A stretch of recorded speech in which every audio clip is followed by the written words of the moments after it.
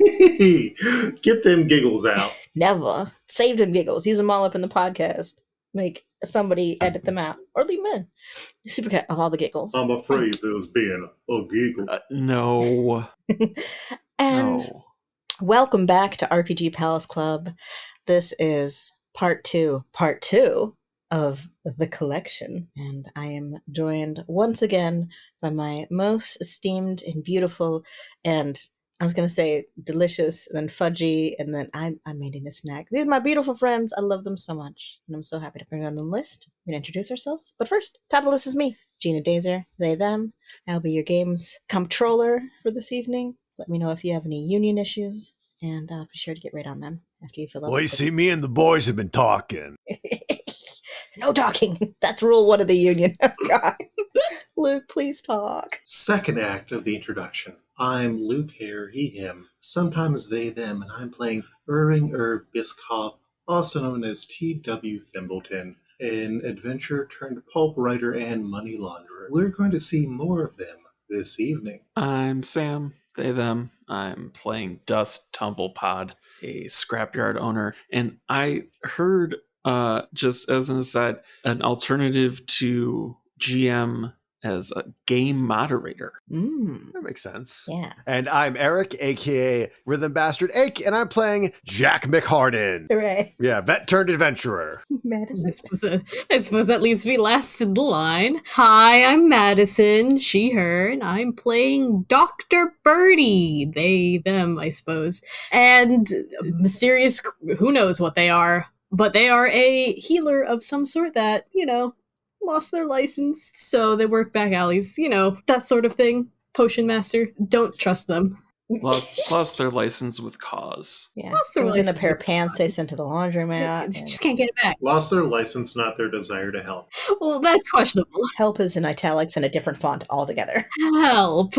Help is a rainbow italic bold font like you would see on AOL Instant Messenger. It's an alternating Changes to kind of give you the sarcastic tone. Mm-hmm. It's just a GIF set into the page. Yeah. It's a hyperlink. Where are we at? Speaking of hyperlinks, let's hyperlink us back to the story. And then we put them... I'm doing a finger pointy thing. You can't see it, but I hope you can hear it. Well, I think we'll put the music in here.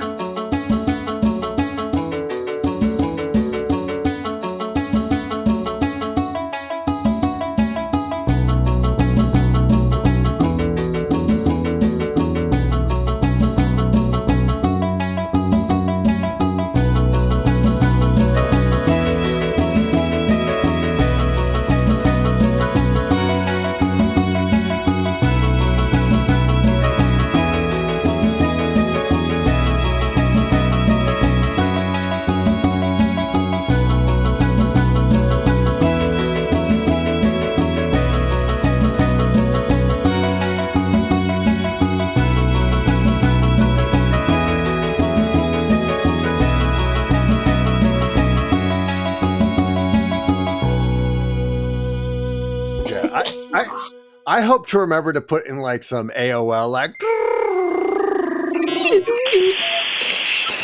some reggaeton air horn. Yeah. I really do miss the ability to put a music lyric as your like info and away thing, like your current status, because it did provide a lot of context of what somebody was going through. I mean, you can do that. I'm doing that right now. This is silent. My go-to is Modest Mouse. I was very, very pretentious. Yeah. I usually link to some vague poetry thing or a quote from the Grinch. I don't know. Last we left off, our characters were in the darkened, sunken tunnel, secret tunnel, a citadel in a dank forest, hostile environment, trying to retrieve an item for a collector who wanted nothing more than to have the best ever set of figures. There was a big room that messed with your distortion of time and space, or just one of those. And then something happened, and then there was a bright flash of light. I touched a thing. You did. I didn't go in the room. You didn't. But like all GMs, I put you on a little railroad anyways. And I'm here the choo-choo. it's true. I am a train and you are all riding. Wait, hold on. No, wait. Yeah. My tracks. Your neck, your back, your choo-choo train tracks. That was... You know how some phrases just burrow instantly into the core of your brain? Mm-hmm. Oh, the police are here for that bit. Police. Oh, no. Yeah, no kidding. Sting, no. All of you rub your eyes and you look around, and the scene around you is changed and yet incredibly familiar as you are standing, one of you, at the top of an incredibly large staircase, no longer distorted, small at the top, larger on the bottom. Another at the floor, flat, no dip of the staircase, standing next to a collapsed stone square squat creature about 8 feet tall, holding a sword by the hilt, which you would normally do, but in the way that was hugging it before. Another one of you is standing not too far away, rubbing your eyes, sparkly lights flashing. And another one of you is just outside the chamber, outside of a square door with blocks popped out of it, scattered about you on the floor. But the door, those sounds are from the door pieces being scattered and kicked as you try to adjust yourself to your new surroundings. So all of us are now relatively tiny, or we're tiny in relation to the size of the room? I think the room is larger, as large as it had appeared before, but it seems different. I will allow everyone roll something that would help you discern this situation with your next actions, or just standing there looking at stuff. You're kicking some blocks around, I hear. I was trying to access my dice. I'm sorry.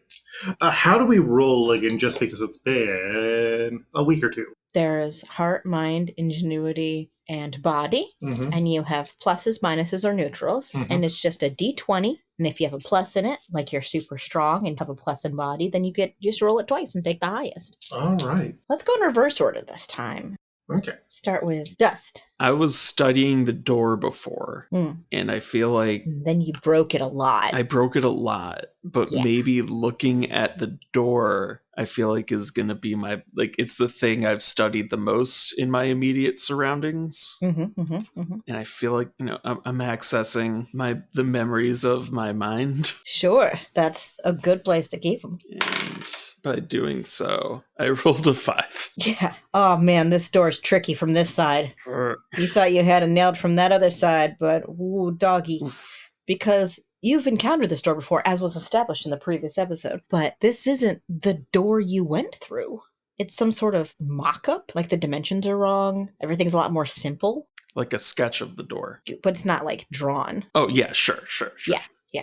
Like if you lowered the complexity of it. The floors, still very realistic. Great floors. Oh, wonderful floors. Great floors. You love those floors. All right. Reverse order means Madison's next. So where am I in relation to this door we're looking at? Well, the door was about classic 40 feet back. And you're at the bottom of the stairs, standing next to a big stone figure lying on its stomach. Okay, well, I did take a good look at the stone figure that we had initially looked at, the very small one. So would I be able to tell, just kind of examining this other figure, is it the same? Sure. How do you examine it? I suppose, considering I'm much closer to it and it is not so small, I'm afraid of just simply knocking it off of its thing, I can pull out my doctor's staff, which is just a big staff I have for poking people from afar and keep away from me, but also being able to examine them. And just kind of giving this thing a couple of prods, trying to look it over. Sure. Examine the features. Classic medical diagnostics. Yeah, classic medical diagnostic if you're a plague doctor. Yeah. Would you give me a roll? Mind? For doctor. I am thinking things. I'm using my mind. Of which I get an advantage of, which is very nice because the first one I rolled was a 1 and the second one was a 19. Ooh. I think you go to poke it and you expect it to be made of stone. And it actually flips over really easily. And you're like, wow, must be what? Strong. No. And then you realize, oh, it's not just flipping over. It's standing up. Still holding your friend's sword, eyes glowing, very differently colored now. More it's got reds and yellows on its chest, like sandstone, blocks and pieces make it up, and it stands to its full height, which is taller than you at 8 foot. Maybe not taller than Sam, but and then sort of like does the whole thing like the body stationary, and then the head turns towards you, and then like lowers, the eyes rotate inside the head, and How curious. how curious voice comes back from it. Oh, is it repeating me? It's repeating me. Oh, this is... How is it doing this? Is there some sort of recording device within? Just already like poking at it again, trying to figure out what's going on again. Yeah, recording device within. And then it holds out the sword to you and then pulls it back, like, wait, wrong. And it looks up the stairs. And yeah, it appears to be a more complex version of the stone figure that you saw. Also, much bigger. But in relation to the sword, much bigger. Yeah. So the sword is a regular person-sized sword. Yes. Hadn't suddenly gotten extremely large or anything. No, it's not like 100-foot sword. Yeah, and they sort of like look up at Jack and hold the sword out. Yeah, I think I am going to... Okay, so is the sword like freed from the stone figure's grasp, or... Well, it's at the bottom of the stairs, just holding it up to you, like just with its arm outstretched in its hand. I'm going to take the sword. You walk down the stairs, you take the sword, it nods and just sort of like looks at you and looks back at Dr. Birdie and looks around. I nod back. It nods to you. Good, we've established this. Jack, what are you doing? So I went down, I took the sword. So are there any other openings? Because it appears that it's established that we found like a door that we didn't come in. Are there any other exits? Mm-hmm. Well, this door is in the place that you came in, and it's broken in a similar way. The crack in the ceiling is no longer there. That's pretty important. Okay. Why don't you give me a roll? Investigation could be ingenuity. All right. I have ingenuity is neutral, so I just roll a d20. I rolled a 15. That's pretty good. You're looking around and you walk towards the door and you look at the wall and you realize that one of the walls, the one like if you went through the door towards the stairs where this robot creature, not a robot, the stone golem was standing, to the right, that wall is incredibly smooth. You thought like stone at first, and then you get closer and you like it's very like it's textured, but the textures like repeat. Like and then you give it a tap and it's a strange noise. And you may have encountered this material before, but it's like plastic or glass. It's not quite either. Fiberglass. And then you go to the hallway, and like the hallway, like where that wall would be, right along that wall is also the same material. Okay. So can I see through this material, or it's No. just like okay? Yeah. I'm going to listen on the other side to see if there's any noise, because this might be like a two-way mirror or something. Sure. We do a thing. Get out of here, trans IKEA shark. You can come back later. I go get a snack. Okay. It's more of like a closing time situation for Trans IKEA, sure. We got closed for 3 hours. Clean the place up. It'll be great. You put your ear to the wall. Don't seem to hear anything. Okay. Either there's nothing there or it's too thick. Right. Yeah. Is there anything up on the ceiling? The stone ceiling that you had before. Right. Yeah, just a pretty solid stone ceiling. And also, like, it looks like a stone ceiling from here. Well, let's go to the one who has not spoken, Irv. Yeah, so Irv is kind of like on the outside watching all of this happen and has an interest in, you said there's sort of a fiery rune on the golem's chest, correct? Or a symbol on its chest. There was on the dais where he was standing, his glowing eyes. Okay. Yeah, and like stones on his chest, yeah. Made of stones, yeah. So there is a symbol made of stones on its chest? No, it's just what it's made of. Yeah, it's like a design, not a rune or a letter. Yeah. Okay, I was hoping we were dealing with a shim type situation. I mean, there could be, if you wanted there to be. There could be. You go from Hashem to Shem. Yeah. Yeah. Golem rules. I'm going to plot point it. Okay. That it does have a symbol on its chest, and Irv, being the writer, is versed in a few languages and is going to use that power of the pin to change it. What does it say currently? Currently? Theoretically being what sort of word guides its purpose. Yes. I think it's guide. Well, if that's the symbol on it, then and it's trying to tell us what to do, I think Irv, seeing that, kind of like they put up the publisher lens that they have. It's like, oh, that's what that is. Because, a lot of nights in the dark working on writing and typing and stuff. It's awful on the eyes. Irv's going to come in and kind of like show us what we need to go and do. Show us where the treasure is. It had kind of like cocked back around. It's like, register? Yeah, see, we're going to have to give it a name. Banjo sauce. Registering. Banjo sauce. Banjo. Is this correct? Yes. Filing. Accents. Sorting. Genres. His eyes are flashing. And it nods, and it goes over to part of the stairs and like punches it really hard and pulls its fist back with a stone stuck on it, and then takes the stone off his fist and squishes the brim and puts on a cowboy hat. Yeehaw, banjo sauce. Must add that to my very important notes. Like, the banjo thing is funny, but the sauce makes it strange, and I do love that. It is time for banjo sauce. Really screws up the mouthfeel. Banjo sauce. Banjo sauce.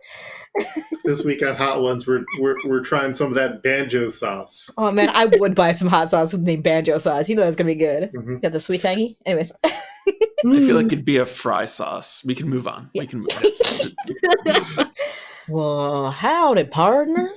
Greetings. Greetings. Oh, that's a funny thing to say. I see. So the registering wasn't for us to register names with it, but to register a personality with the creation. Interesting. Just Dr. Birdie just talking to themselves over in like a corner. Well, I ain't seen folks you're like here in not an age. Looks around, it's like, ooh, it's a strange place, isn't it? It is. How many pokes of a pig's eye would you say it has been since you have seen people? Ooh, that's a bit of a personal question, but I think I catch your drift. Gosh, I don't. He just sort of like stares off, like completely still for several seconds. Gosh, what a complicated question. I don't think people. Oh, well, it's been an age. We hope to bring this hootenanny to some ripe plum treasure for picking. Yeehaw. I don't think that you need to talk. Boy, the accent is infectious. Yes, it is. I've pinned a Western or two in my time. I also apologize. I grew up in Virginia. This is terrible. My brain has forgotten what accents sound like. Well, I don't think you need to talk that way for it to understand. Banjo sauce. Ah, sir. Banjo. Would you prefer if I were to speak in your parlance, Haas? As funny as it is, I think you should speak in whatever way your heart thinks is right. As long as it ain't hurting nobody. Am I right? And he goes to nudge Jack, and it's too much. It knocks you back a little bit, but not that much because you're pretty strong. Yeah. Jack, rubs his arm where he bumped into. He's like, yeah, very, like unassuredly. Mm-hmm. It's when you meet your friend's big dumb friend who's just a little too like doesn't remember that they're big. Yeah. Love a himbo. They're sometimes dangerous to them neighbors. Gotta keep them on a short leash. Which is hard because they're so tall. Mm-hmm. And I mean, if they see another himbo, they just run up, and some of them are very anxious. They start wrestling. Banjo sauce. Ah, sir. Yes, is there some variety of treasure that you might guide us to? Whew. Well, I don't know about that. And he puts a piece of hay in his mouth. Where did that come from? You don't know. He's got his own kit. If I've read a story or two in my time, seems like you folks, that's not a collection of folks. Which only means one of two things. One, you ain't a band. I don't see any musical instruments among you, but it could be a cappella. We are not that evil. Two, yours is adventures. Former for some of us. Way former. But yes, we are in for one last roundup. Woo! That sounds pretty exciting. Now, I would not put it past me to tell you where everything is. Unfortunately, perhaps fortunately, depending on what kind of event you're looking for, I don't quite remember where I am at the current moment. And that's all me. I probably just bumped my head doing something. You like look back at the stairs. Not entirely sure a construct of this sort could get a concussion, but Yeah, Tumble would have done it. Maybe a concussion, a magical conjured concussion. Jack points to that like plexiglass wall Mhm. that he bumped up against earlier and said, "Hey, what's on the other side of that?" Oh, well, that's a wall. Probably another room. Jack whips out his map and sees if there's any treasure that would relatively be on the other side. You whip out your map and something is wrong. You go to reach into your pack and you pull out your map, but then you realize like it's solid and that hard material again and about an inch thick. Hmm. And then you look at your hands holding the map and you can you flex it a little bit and you can see little pin joints everywhere you move your hand. Hmm. And you take a look around at your friends a little more closely. Turns out this stone creature wasn't the only thing transmogrified. Yeah. Jack looks at his fans and it's like, yeah, we got to find a way out of here. And he kind of points to his hands to just sort of demonstrate like, hey, something ain't quite right here. Mhm. Hopefully getting, the attention of the rest of his compatriots to maybe expedite things a little bit. Oh, you don't look so good. I feel like I'm as flexible as I normally am, if not a bit more. It's beautiful craftsmanship, like the ball joint dolls, except like more like bendy. I got multiple points of articulation. Oh, interesting. I could potentially move my arms far further than I could before. Yeah. Is this potentially what I've been seeking this entire time? I can tilt my ankles. Can I pull off my own head? I mean, you can certainly try. I would like to try to pull off my own head and see what happens. I think you need to make. I think I solved your doll puzzle. I think it's your body versus your mind, like your Uh-huh. physical strength versus your willpower against pulling off your own head and what you've known to be true your whole life. Mhm. That would be bad. Except that we're in a magical situation here. You are. Mhm. You are a seasoned adventurer. Yeah, So I feel like my strength and my ingenuity, that advantage and disadvantage, kind of cancel out. yeah, give me a straight roll. First die is And what do I want to roll on this? Because I rolled an 18. roll the second one and we'll find out if that's what you beat. 10. Oh,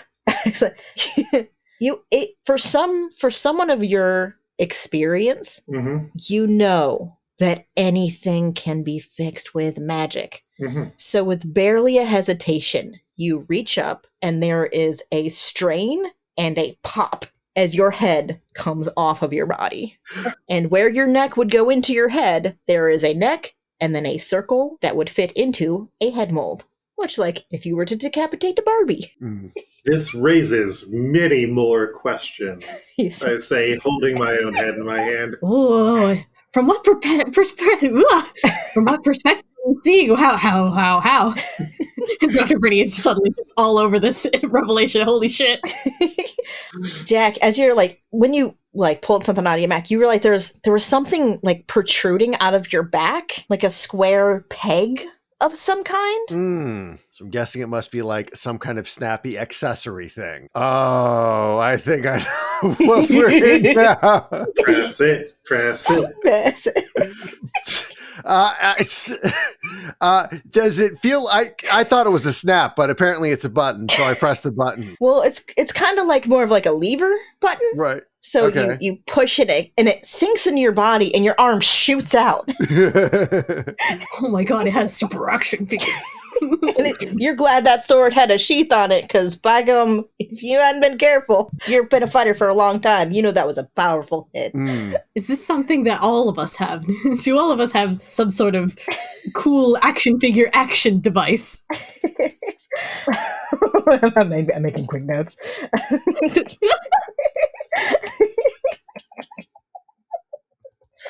I think you all search your hearts and your bodies and realize that although now transformed into figures beyond mortal flesh, it all has struck you slightly differently.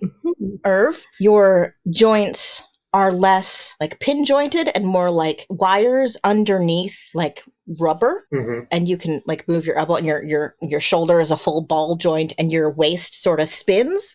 But if you try to spin your waist, your arms too far in one direction, you like snap back. Mhm. Like a rubber band is holding your top half and your bottom half together. Mhm. And you look down at your boots and you realize that your toes are pointed and your boots are now heels. That's fine. Yeah. And everything on you is like suddenly more fashionable and couture. That is also fine. Jack, you are, of course, an action figure. Right. A Jackson figure. Yes. The good one. Your muscles are as excellently defined in this form as they were in your living life. You're still alive. I don't Expected. In the prime. Yeah, yeah. Oh, I got so excited when I thought of what dust was that I spelled it very wrongly. I spelled it TRNASOFMRER. Fantastic. Transformer. Trinasophomer. They're robots and Dexies. Midnight Runners.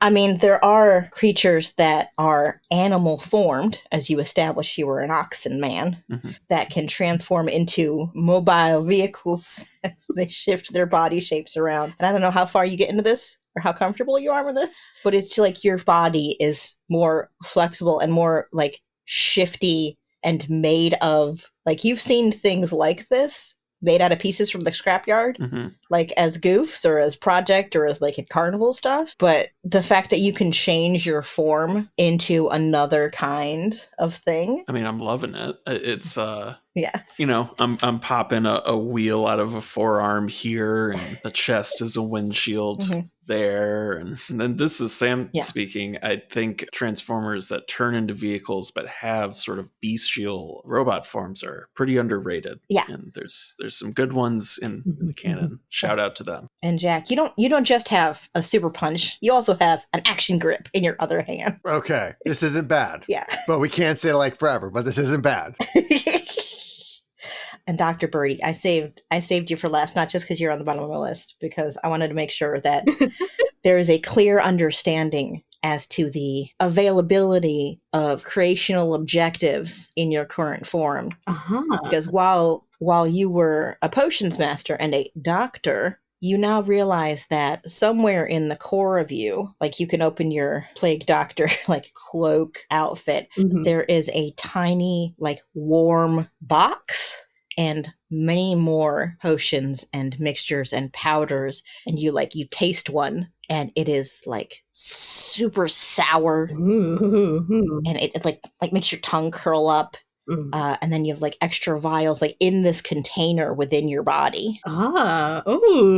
Curious. Yeah. Very. And I don't know if you've ever seen the boys' answer to the Easy Bake Oven. Yeah. Creepy crawlers. Okay. Creepy crawlers. Like, oh my god, the fucking the like candy making bug thing. Yeah.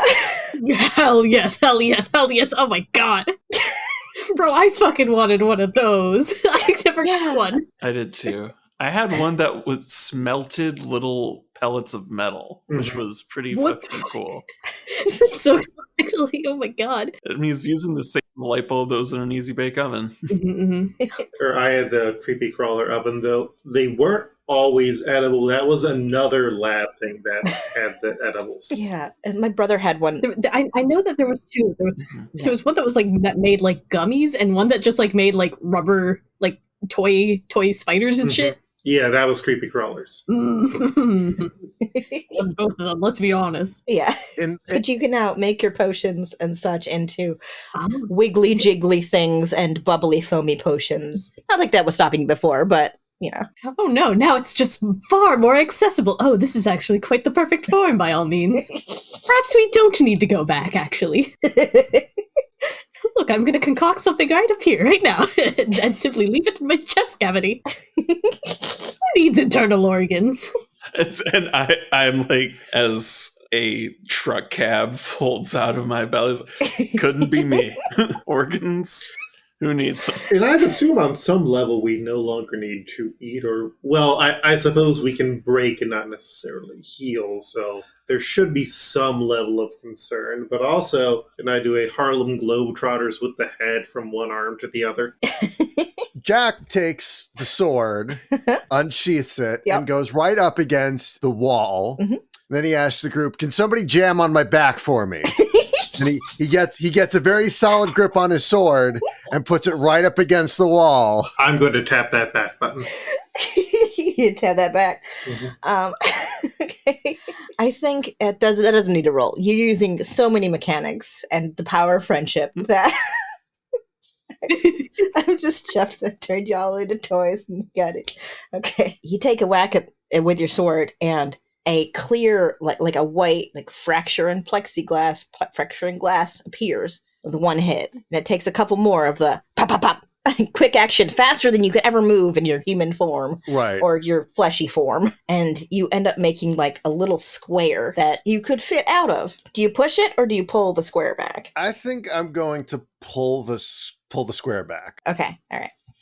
You pull it back. You like use your special little tiny. Actually, Irv with their delicate Barbie hands. I mean, distinct fashion doll hands, can sort of like get them in quite well and like lock their elbows and pulls back on the square with you on the other side, and you gently set it on the ground. And you look out into a room that you are all. Well, actually, that depends on who took the job, quite familiar with, as there are tables and lit up shelves and a couple of doors on the opposite side and a big desk and a giant window far, far across the room. Seems like almost a mile now that you are the size you are. Mm. You can look into other worlds and scenarios. Huh. I assume we have an idea of whose place this might be that we're in. Yeah, I mean, you were hired from this place Mhm. to get what they said would be the peak of their collection. Oh, it's a fucking nerd. Stinky Greg. Stinky Greg! Stinky Greg. Greg! It appears that the figures that he desired was us all along. We were the real treasure. You could have told me it was Greg, and I would have told you it's a sour deal. More like a sour case. Sometimes the sour taste can be refreshing. Would anybody like a sour potion? Yes. Actually, I don't know if I can eat anymore. Well, I'm parched. Allow me to concoct something up here in a little bit. As I fumble around in my chest cavity. Mysterious mixtures. I hope y'all are okay with the assigned toy brands. Oh, yes. Oh. No, yeah, it works. I have multiple Transformers behind me right now. You could not have assigned it better in this case. And I have an action figure of Warlock from the New Mutants. Which is basically a Barbie. Yeah. Mm-hmm. I am looking up at my above the shelf right now, and I've got some Taskmaster shit above the Meowscles and Thrash Panda head that I made myself. Eric is a big fan of the British show Taskmaster and has all their action figures from all the people who sit in the chairs and judge people on how well they do tasks. That's what I thought he was talking about. Yep, I got Greg Davies. I got Alex Horn. Little Alex Horn. I got Neil, what's his face? I know him from the Mighty Boosh, and I think I saw him on the IT crowd. Yep, all those guys. Noel Fielding. Yes, Noel Fielding. Okay. Yeah. Reggie Watts from the ill-fated American adaptation. Yep. Yeah, he's there, but it's a knockoff version. His eyes are very askew. Amazing. Yeah. So let's do a concoction and then see where we can tidy up this episode. I mean, I do have an idea for how it should, like the final shot, but all right. Sure. Dr. Birdie, would you please roll me a double mind to see how sour you can make? How sour? Oh, a double mind. Yes. So the first one comes out to a 16. That's pretty good. Roll advantage on mind. And the next roll, a 15. You know what? They both pass. They both get the thing. So you instinctually, as if something has changed within the very core of you, literally has. You have no core, you have this box. You make a concoction so sour and so tart and so another adjective. You should give me another adjective. Bitter, I suppose. Bitter. So bitter that this stone, let's call him a robot, this robot man who punches, just, it He drinks it and he swallows it, and it's like you can see the glow and the bubble fall, like going down into his core, and there's a hiccup, and then he goes, wow, that really packs a punch. And his head pops off and he falls over. Banjo sauce! No! I mean, pops up. He simply falls over. Yeah. Yes, well, perhaps creating a borderline acid was not the best idea. But we have defeated the robot, and now I think we should get the fuck out of here. I want to try something first. Can I put my head onto Banjo Sauce's body and control that stone body? Well, his head's still on his body. It's a rock'em sock'em situation. Okay. Yes. I mean, a bop 'em As shoot bop 'em punchy robot. bop 'em punchy. A knock and flop 'em. A hock 'em block 'em. There's been a murder. A murder most foul. There's been a knock 'em sock 'em. It's going, cowboy hat rolls off, sadly settles. It's all noir and black and white. Rainy film. You have a choice. What do you do? Well, if we have been made a product of violence by our employer, then perhaps we need to employ some violence on some. I lost my train of thought there, honestly. Yeah. But yes, let's kill this man. I'd like to get us back up to scale first. Look, I'm not saying this form isn't a wonder, but I'd like to be. It would be nice to be appropriately human-sized, yes. Tell me how you really feel. Can't just say that because I'm doing wheelies, and I am.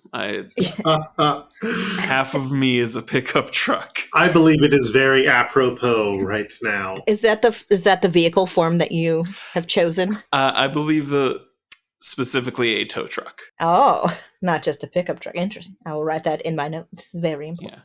That makes sense.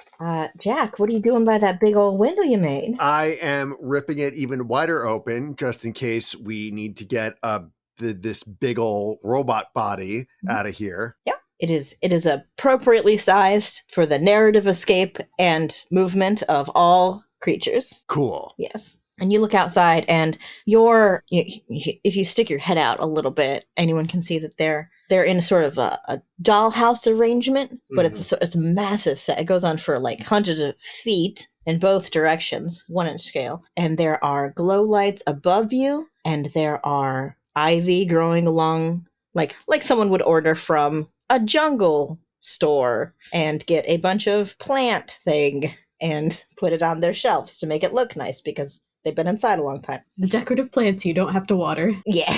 Sort of like curled on like below the box that you're on, which is only a few inches down because you were pretty low in the Citadel when you weren't transmogrified. So we're close to the bottom of this shelf, right? Mm-hmm. Well, you're close to the shelf that you're on. You're about halfway up a wall. What do you do? What do you see? Is there anything we can use as a rope? I swing my tow cable. That works. And all of you have kits that have stuff in them. Okay. I feel like not to ascribe things, but our resident action figure probably has some really inexplicable accessories. Right. I'm going to assume something like maybe a grappling hook. Absolutely. Yeah. One mark of your kit. All right. You're like, I have to have something. And you just pull out a grappling hook that you absolutely had before. Right. But the gun part is a lot more clunky. Yeah, so I think I'm going to I'm going to use like the hook end to hook it to the shelf that we're on, and then use the grapple end or the gun end to lower everybody down. Absolutely. Do you leave Banjo Sauce in their dormant state? I'm going to reset Banjo Sauce. Banjo Sauce is vitally important. Can't have me without good sauce. Absolutely. You pop his head back on. Wow. I really ditched my purchase. And you begin your descent into the room of terror. Ooh. And very strange things. It's like having a bunch of portals to other worlds just behind glass. And as like maybe you try to go down as the tow truck at first, realize it's not quite working out. Yeah. Somehow you're less heavy as an oxen person. And as a plastic tow truck. Yeah. I love it. Yeah, and you work your way down into the artificial plants around your feet, and they're like waist high because of size. And you try to get your bearings, and I'm just gonna do a little thing. Don't need to worry about it. Oh, amazing. Maybe it's the new cumbersome form, the fact that you're just thinking of all the new concoctions you can make, but you don't realize Dr. Birdie, as you're sort of like standing there, maybe went down first, waiting for people to come up, you're like, ooh, a new plant specimen. You snip off a little leaf and tuck it into your thing. That around your ankle and under your coat, vines are beginning to wrap around your legs and ensnare you. Uh-oh. And that's where we'll stop for today. Ba-da-bum-bum-bum-bum. Ba-bum. Wow. Oh my god.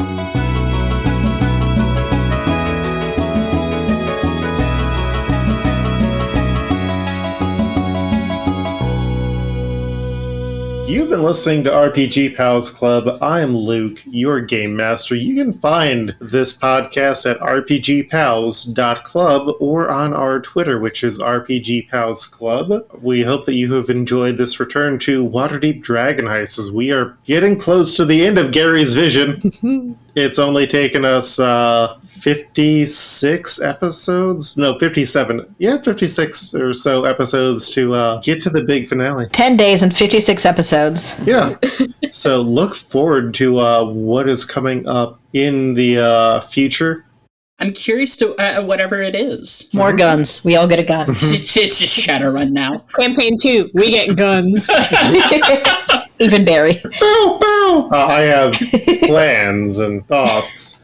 All right. Yeah. So look forward to that. Leave us reviews. You know the whole spiel. It means a lot. Also, like, if you enjoy the podcast, let us know on Twitter. Eh. And yeah, I, Luke, your game master, can be found on Twitter at Koltreg. That's KOLTREG. I have a bunch of podcasts that are wrapped up, but also like the Exiled Annual is coming up soon. I did a Fallout Columbus set podcast where it sounds like that is also going to get a New Game Plus style sequel to it. And yeah, follow me on Twitter at Koltreg and check out all the shit that I do. I'm Sam. You can find me on Twitter at Frunding_Loom. It's FROONDING_LOOM. And that's all I got to plug. I'm Madison. I've been playing Koyos. And you can find me on Twitter at QuipsterRikuru, Rikuru spelled RIKURU. And pretty much everything I do will be linked through there.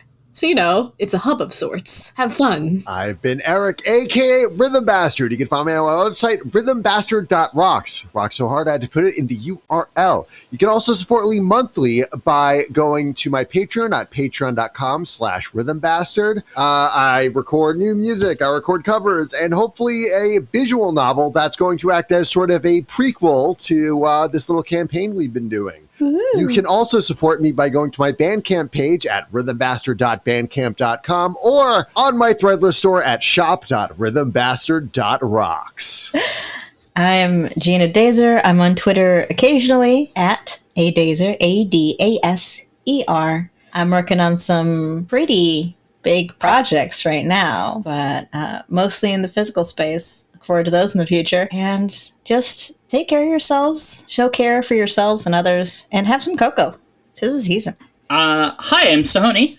You can find me on Twitter at Sahoni_stuff. That's SAHONI_stuff, where you can see me talk about my other podcast, Barking Points Memo, which is a semi-weekly current events comedy podcast where we look at the news and scream, but in a funny way. You can also find links to my shop, bramblewolfgames.itch.io, because my game is finally launched. That's right. You can go get Exceptionals, a game about community, activism, and kinetic I-beams right now. It's been selling pretty well. I'm currently working on a setting book for it with some extra protocols for more character options, which you can support the development of on my Patreon, which is Bramblewolf Games on Patreon. You know, I have community copies if you are a marginalized person or a poor person for whom the $15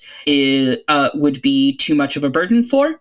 And you can even sponsor extra community copies through tips and support on my Patreon. And yeah, that kind of wraps things up. Thank you. Welcome back to the entire party being together. Thank you again to Jen Overstreet for stepping in on the previous arc. And keep an eye out. Keep healthy, keep safe, keep happy as much as possible, and thank you for listening. Catch you on the flip mode.